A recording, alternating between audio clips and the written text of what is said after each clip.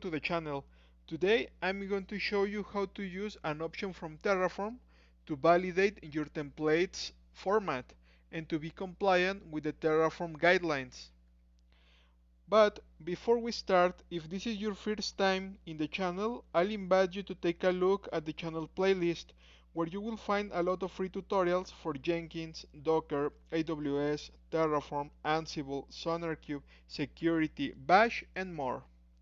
Okay, let's start by taking a look what I have here.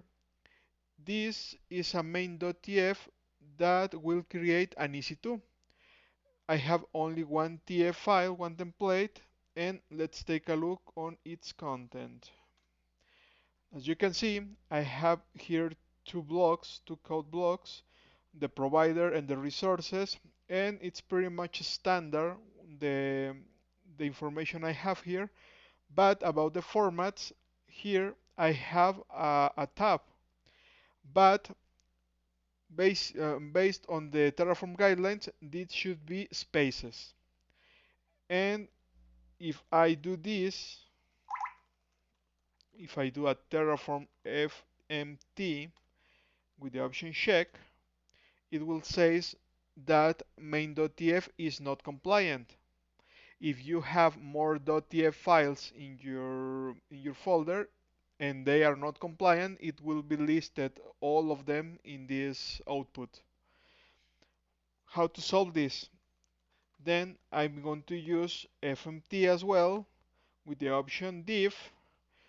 This option diff is not mandatory. If you do Terraform FMT, it's the same output. It will fix your format. But the diff, with the diff option, it will display the changes. So let me do this. As you can see, here it says what it will remove and what has been added.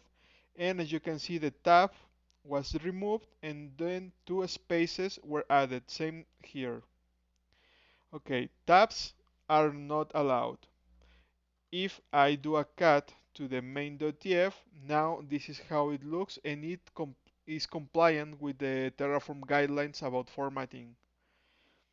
So the best practice here is after you run a Terraform init and before you do a Terraform apply, you need to check your format with Terraform FMT, and then you can push your Terraform templates into the remote repository knowing that you are compliant with the guidelines.